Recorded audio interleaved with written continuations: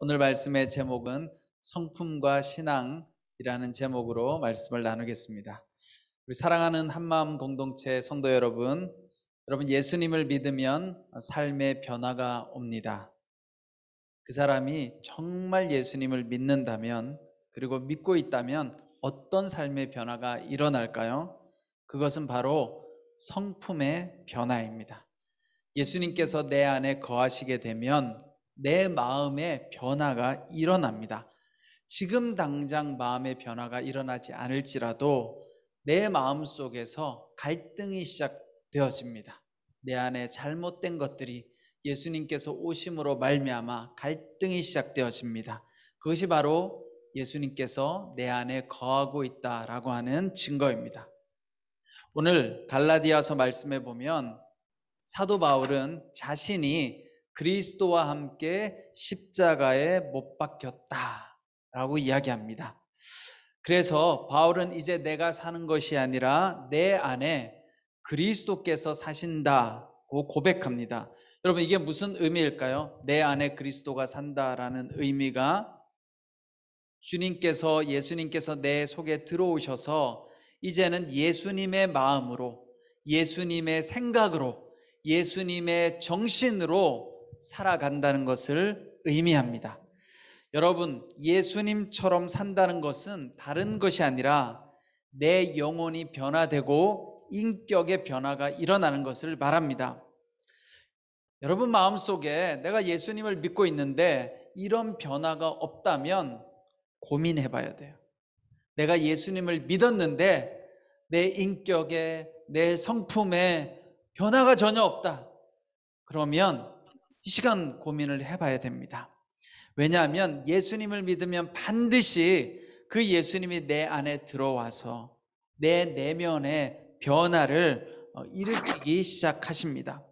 그리고 우리가 예수님의 마음으로 살아가기 위해서 우리 내면에서 갈등이 시작되고 또 때로는 아픔도 있고 고통이 시작돼요. 왜냐하면 예수님이 거하시기 때문에. 그러나 예수님이 없으면 그냥 내 마음속에 그냥 내 마음대로 하기 때문에 어쩌면 갈등도 없을 수가 있습니다. 오늘 예수님께서 들어오시면 어떤 변화가 일어나는가? 성품의 변화라는 것이 무엇인가? 오늘 우리가 읽었던 갈라디아서 5장 22절로부터 23절 말씀에 잘 나와 있습니다. 예수님이 우리 마음속에 들어오시면 내 안에 변화가 일어나는데 어떤 변화가 일어나느냐? 성령의 열매를 맺게 된다. 오늘 갈라디아서는 말씀합니다. 여러분, 성령의 열매가 무엇입니까? 인격의 변화, 인격의 변화. 내 성격의 변화가 일어나는데 그 인격의 변화가 이런 것들이죠. 9가지 성령의 열매: 사랑, 희락, 화평, 오래 참음, 자비, 양선, 충성, 온유, 절제. 여러분, 이런 성령의 열매는 우리의 힘으로 되지 않아요. 여러분, 사랑하고 싶고 희락을 누리고 싶고 또 오래 참고 싶고 사람들하고 화평하고 싶고 온유하고 싶고 우리 다 그런 마음이 있잖아요. 그게 잘 되나요? 잘 안 되죠. 내 힘으로는 될 수가 없어요. 그래서 예수님께서 내 마음 가운데 오시면, 성령께서 우리 마음 가운데 오시면 하나님께서 우리에게 이런 성령의 열매를 맺게 해주신다는 거죠. 그러나 우리 안에 예수님이 거하지 않고 내가 예수님을 받아들이지 않으면 어떤 일이 생겨요?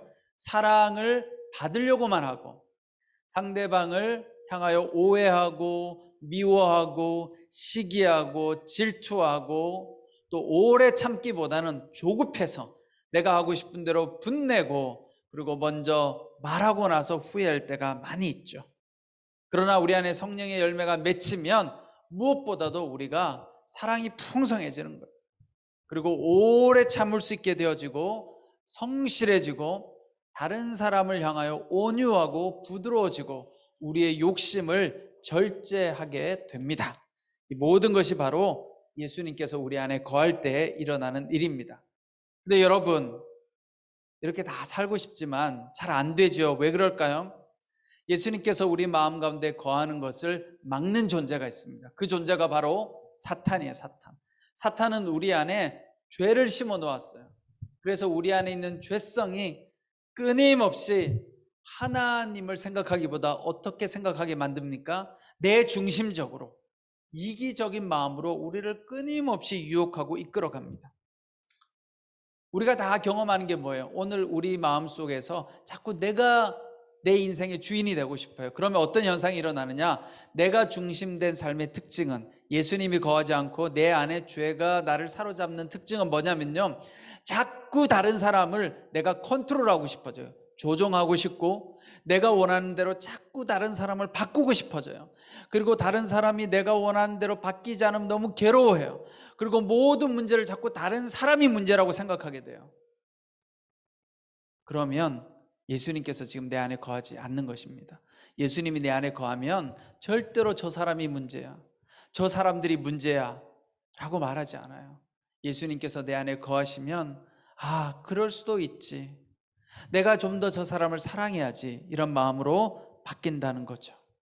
자, 그런 점에서 그럼 어떻게 하면 우리의 성품이 바뀔 수 있을까요? 자, 먼저 예수님을 내 안에 영접해야 되죠. 영접한다는 게 뭐예요? 다른 게 아니라 예수님께서 말씀하신 예수님의 말씀대로 살려고 하는 것, 예수님의 뜻대로 내가 살기로 노력하는 것이 예수님을 내 안에 영접하는 것이에요. 여러분, 그런데 처음부터 모든 사람들이 성령 충만하고 성령의 열매가 맺히고 인격이 좋고 이런 사람은 세상에 없습니다.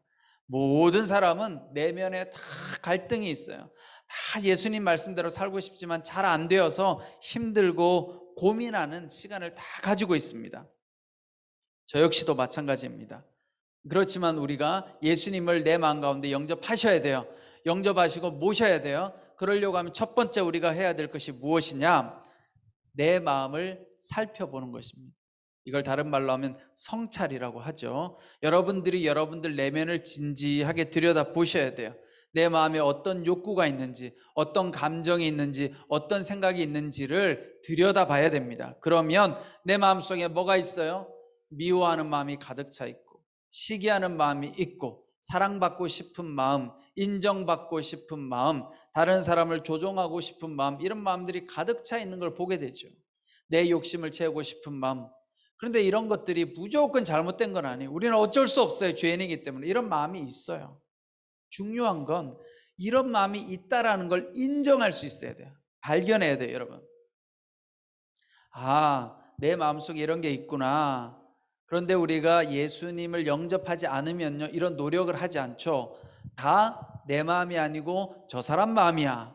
저 사람이 날 조종하려고 해. 저 사람이 날 미워하는 것 같아. 저 사람이 날 시기하고 질투하는 것 같아. 저 사람이 날 향하여 분노하는 것 같아 라고 생각하는 거예요. 그러나 예수님이 내 안에 거하시면, 아, 주님, 내 안에 지금 이런 마음이 남아 있습니다.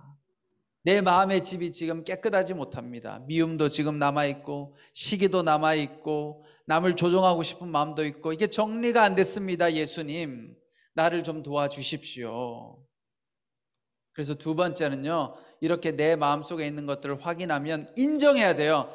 예수님, 이 마음은 내 마음입니다. 미워하는 마음은 내 마음입니다. 시기하는 마음도 내 마음이고요, 분노하는 마음도 내 마음입니다. 사람들한테 인정받고 싶은 마음도 내 마음이고요, 저 사람을 미워하고 오해하는 것도 내 마음입니다. 주님, 내 안에는 이런 마음들이 가득 차 있습니다. 주님, 나를 도와주십시오. 그러면 우리 예수님께서, 성령님께서 우리 마음 가운데 찾아오셔서 그것들을 정리하기 시작하세요. 정리. 자, 그러면 그 다음에 어떤 일이 일어날까요? 여러분들 마음 가운데 이제 갈등이 막 몰아치겠죠. 폭풍이 닥쳐오고 파도가 치고 풍랑이 일고 막 내 내면이 힘들어져요. 왜요? 나는 치우고 싶지 않았던 거예요. 저기 질투의 마음도 두고, 시기하는 마음도 두고, 미워하는 마음도 두고, 이거 내가 사실은 사용하고 싶어서 내버려 둔 거예요. 근데 이걸 예수님께서 정리하시려고 하니까 어떻게 돼요? 우리 마음에 막 갈등이 오고 풍랑이 치고 파도가 치는 거죠. 이런 마음이 생겨야 돼요, 여러분. 이게 정상이에요, 정상. 이런 마음이 생길 때 끝까지 예수님을 신뢰하고 맡기면 그 다음에 어떻게 돼요? 이 파도가 지나가고 나서 내 마음에 평강이 찾아옵니다. 평강. 근데 이걸 잘 이겨내야 돼요. 제가 예전에 대학생 때 제 마음을 사로잡고 있었던 불편한 마음이 뭐였냐면요, 불안과 두려움이었어요. 불안과 두려움. 여러분들은 주로 요즘 어떤 마음이 여러분들을 사로잡고 있으세요? 저는 대학생 때 제 마음 가운데 불안이 늘 많았어요. 두려움이 늘 가득 차 있었어요. 어떤 두려움인가? 내가 앞으로 어떤 사람이 될 수 있을까? 내가 앞으로 뭘 먹고 살아가지? 내가 앞으로 세상에서 잘 살 수 있을까? 이런 두려움이 제 안에 너무 많았어요. 그리고 불안이 또 많았어요. 불안. 다음 주까지 레포트 해야 되는데, 이번에 기말고사 시험을 준비해야 되는데 늘 불안한 거예요. 잘할 수 있을까? 그러니까 여러분, 사는 게 얼마나 힘든지 몰라요. 늘 불안하죠. 늘 두렵죠. 걱정하죠. 하루 종일 불안, 근심, 걱정으로 사는 거예요. 요즘 날씨가 너무 좋잖아요. 이 5월에 너무 좋은 날씨인데 이렇게 좋은 날씨도, 아름다운 자연도 누리지 못하고 그냥 제 마음속에는 불안, 두려움, 근심, 걱정만 있으니까 늘 뭐만 보여요? 불안한 것만 보이고 두려운 것만 보이는 거죠. 그런데 제가 그때 기도했어요. 하나님 앞에. 하나님, 내 마음 가운데 있는 이 불안과 두려움을 좀 사라지게 해주십시오. 간절하게 기도했는데요, 기적이 일어났어요. 여러분, 기적. 어떤 기적이 일어났을까요? 진짜로 하나님이 제 마음 가운데 평강을 주시는 거예요. 제가 예전에도 한번 설교했는지 모르겠는데 정말 하나님이 평강의 축복을 주셨는데, 그 평강이 얼마나 놀라운 평강이냐면, 그 하나님이 주시는 그 시간부터요, 약 5년 정도 제 인생에 정말 하늘에서 눈이 내리듯이 평강이 그냥 쏟아지는 거예요. 그냥 평화가. 성령이 저한테 그런 선물을 주신 거예요. 성령님이. 평안이 임하니까 어떤 일이 일어나느냐, 어떤 일에도 상처받지 않는 거예요. 스트레스를 받지 않는 거예요. 여러분 한번 생각해 보세요. 그냥 눈 뜨고 일어나면 마음속에 평안이 가득 차 있는 거예요. 얼마나 행복하겠어요? 햇살이 너무 아름답고 나뭇잎이 너무 아름답고 사람들을 만나면 너무 기쁘고 행복하고, 이런 날이 5년 동안 지속됐습니다. 물론 지금도 행복하지만 그때하고는 비교할 수 없는, 그때는 정말 하나님이 주시는 선물이었어요. 그래서 정말 제 마음속에 어떻게 이런 마음이 있을 수 있지? 어떻게 내 마음속에 불안이 없고 염려가 없고 상처받지 않고 누군가가 뭐라고 이야기해도 전혀 요동하지 않는, 그때 저는 알았어요. 이것이 진짜 축복이구나. 근데 많은 사람들은 이런 기도는 하지 않고 다 뭐예요? 물론 우리가 필요하긴 하지만 늘 물질 주세요, 좋은 직장 주세요, 좋은 배우자 만나게 해주세요. 여러분, 그런 기도도 중요하지만 내 마음의 평안을 누리는 것이 제일 중요해요. 여러분, 내가 평안하면요 일도 잘하게 돼요. 내 마음이 평안하면요 좋은 직장도 가게 돼요. 내 마음이 평안하면요 좋은 배우자도 만나게 돼요. 평안이 중요해요. 여러분, 하나님께서 주시는 평안, 이게 샬롬이잖아요. 세상이 주는 것과 같지 않다. 저는 여러분들이 예수님을 정말 초청해서 성령님께서 여러분들 마음 가운데 평안의 복을 주시기를 간절히 축원합니다. 제가 우리 교회사를 공부를 쭉 해보니까, 여러분, 교회사에 위대한 종교개혁자들 있잖아요. 칼빈, 루터, 쯔빙글리, 또 최근에 미국의 마틴 루터킹 목사님, 이런 훌륭한 분들이 있으시죠. 근데 이분들에 대한 사연을 제가 책을 읽다 보니까요, 이분들 중에 종교개혁을 하거나 사회개혁을 할 때 막 용기가 충천해가지고 마음에 두려움도 없고 걱정도 없이 세상을 바꾸려고 나아갔던 사람은 한 사람도 없더라고요. 다 처음에는 다 두려움 가운데 있었어요. 그 어떤 종교개혁가도 나 종교개혁해야지 이랬던 사람 별로 없어요. 마틴 루터킹 목사님도 인권운동할 때 그 마음에 불안과 두려움이 가득 차 있었대요. 하고 싶지 않은 거예요. 그런데 어떻게 해요? 어떻게 하다 보니까 그 일을 하게 된 거예요. 근데 그때 이분들의 특징은 뭐냐면요, 그 두려움과 불안인 상태로 하나님께 기도했다라는 거예요. 그리고 하나님께서 맡겨주신 그 소명을 받아들인 거예요. 내가 두렵지만 이 일을 해야 되겠구나. 비록 내가 힘들고 어렵지만 내가 감당해야 되는구나. 그렇게 믿고 순종하니까 하나님께서 그분들의 삶 가운데 놀라운 열매를 맺게 해주셨다는 거예요. 여러분, 그렇게 보면 이 땅에 그 어떤 사람도 처음부터 믿음이 좋고 마음에 평강이 있고 두려움이 하나도 없고 그런 사람은 세상에 아무도 없다라는 거예요. 우리 마음속에 힘들고 어려운 마음 누구나 다 가지고 있어요. 그러나 예수님을 초청하고 예수님이 말씀하시는 대로 내가 살아내려고 노력하다 보면 그 과정은 힘들어요. 예수님 말씀대로 살아야 되니까. 그러나 그것을 잘 이겨나가다 보면 나중에는 주님이 주시는 참된 평강이 우리의 마음을 다스리게 된다는 사실입니다. 자, 그런 점에서 여러분 다시 한번 말씀드립니다. 신앙은 무엇인가? 삶의 변화로 나타나야 된다. 우리가 예수님을 믿는다는 것은 반드시 내 삶의 변화가 일어나야 된다. 어떤 변화가 일어나야 되는가? 내 마음이 변화되어져야 돼요. 내 성품이 바뀌어져야 돼요. 적어도 예수님을 만나고 나면 내 영혼에 그전보다는 사랑이 더 많아지고, 그전보다는 기쁨이 더 많아지고, 그전보다는 오래 참게 되고, 그전보다는 온유해지는 그런 마음이 생겨야 돼요. 그래야 진짜 예수님께서 내 안에 거하고 계시는 것입니다. 사랑하는 한마음 공동체 성도 여러분, 특별히 우리 한마음 지체들은 마음속에 여러 가지 힘들고 어려운 게 많잖아요. 마음의 아픔과 마음의 우울함과 불안과 이런 것들이 많이 있죠. 우리가 이런 것들을 가지고 있을 때 더더욱 하나님 앞에 나아가면 하나님께서 이 마음을 만져주시고 위로해 주시고 동행해 주시고 함께 하실 거예요.